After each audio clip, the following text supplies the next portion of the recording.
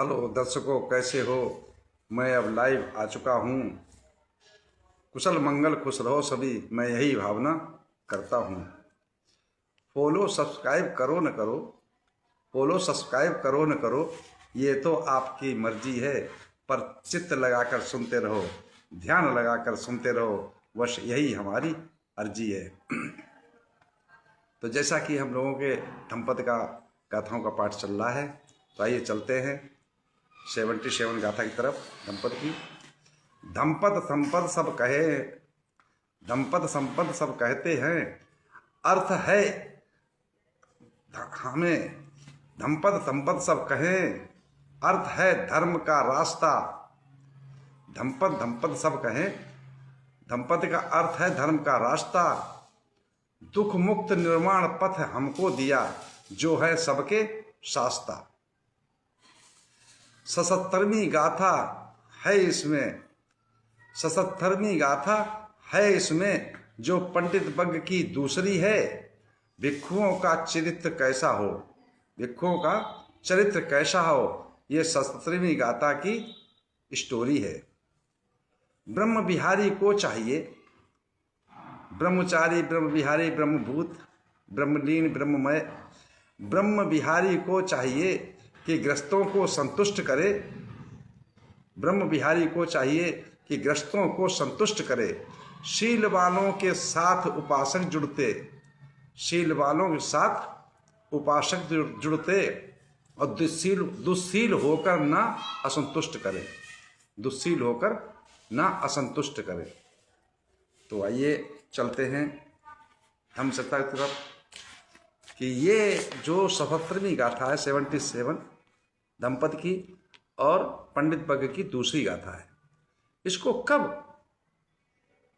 और कैसे किस उद्देश्य को लेकर के तथागत सम्यक संबुद्ध ने इस गाथा को कहा है, डालते हैं प्रकाश डालते हैं उस चर्चा पर, उस घटना पर, उस कथा पर। एवं मे सुतंग एकं समयं भगवा सावथियं विहरति जेत बने अनाथ पिंडिकस्य आरामे।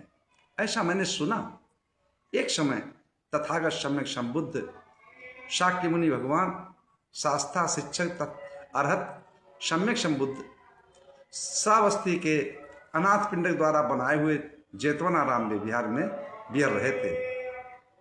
उस समय की वाक्या है, उस समय की घटना। उनके जो दो शिष्य थे शास्त्रा के भगवान बुद्ध के, तो उनके नाम थे अश्व जी और पुनर्वसु। अब इनको अश्व जी का मतलब होता हिंदी करेंगे तो अश्व जी, और पुनर्वसु का अर्थ होता है पुनर्वसु। तो ये दोनों भिक्षु थे। ये एक दूर श्रावस्ती दूर जाकर के कीटागिरी नाम का गांव था, उसके पास में जो बिहार था।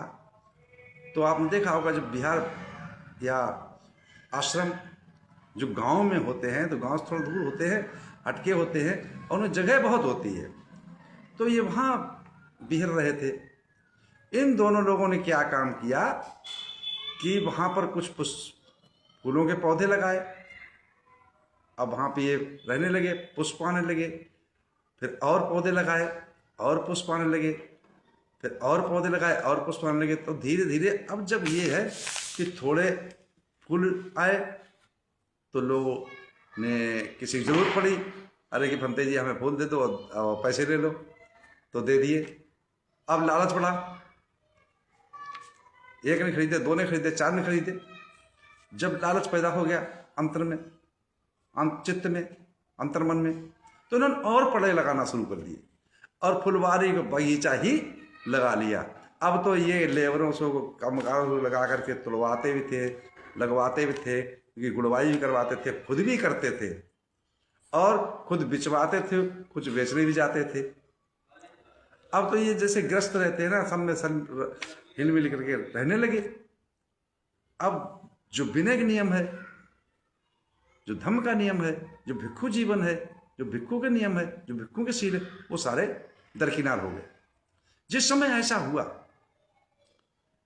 तो अब ये गृहस्थों में जाकर के उनके साथ बैठते भी, उनके साथ खाते भी, उनके साथ एक चारपाई बैठते, एक चारपाई साथ में सो भी जाते, है ना। अनाचार करने लगे, दुश्शील हो गए। जिस समय ऐसा हुआ तो एक समय क्या हुआ, वर्षावास समापन पर एक भिक्षु उधर से ही निकल रहा था, तो उसे पता था चलो भाई यहाँ बुझार है, यहाँ पर रुक लेते, आराम कर लेते। पैदल का रास्ता था, थक गया, वहाँ जाकर रुका, आराम किया।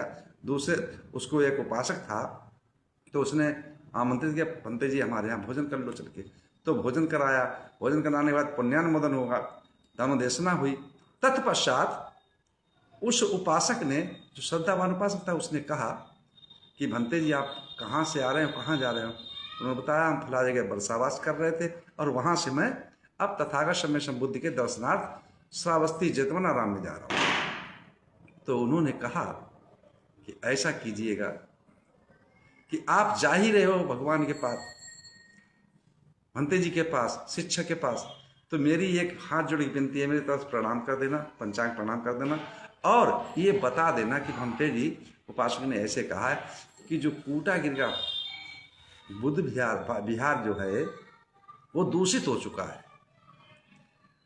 वहां पे कोई शील सदाचारी धम्मपरायण भिक्षु को भेजें, जिससे उपासकों में जो आस्था टूट चुकी है, जो श्रद्धा टूट चुकी है, वो पुनः जागृत हो सके।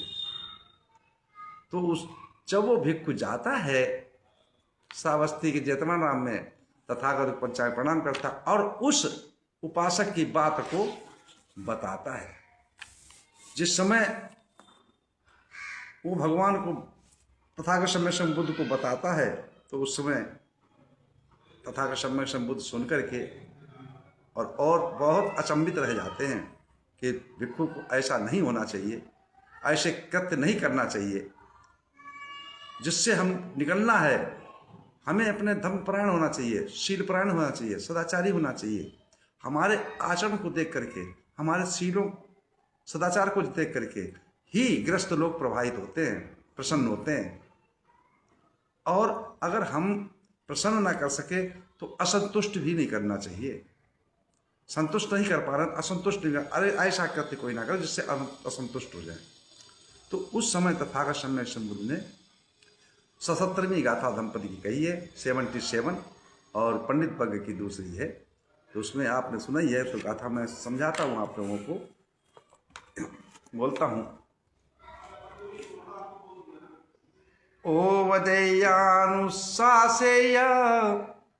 असह्या च विनिवारे सतं हि सोपियो होति अस्तं होति अप्पियो।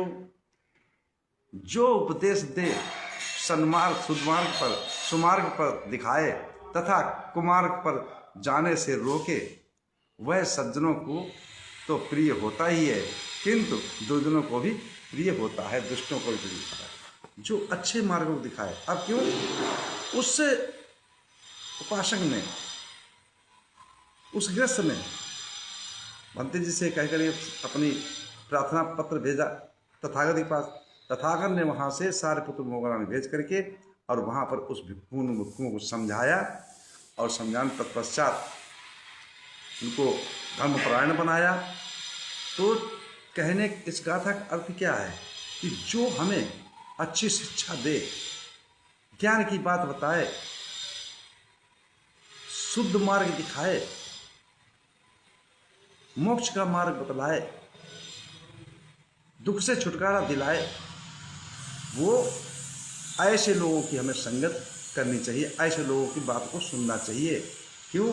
वो हमारा शुभ चिंतक है, वो हमारा ख्याल रख रहा है, उससे घृणा नहीं करनी चाहिए। बहुत से लोग कहते हैं अच्छी बात कहोगे, अरे फालतू बकवास करा, चलो, ऐसा नहीं सोचना चाहिए।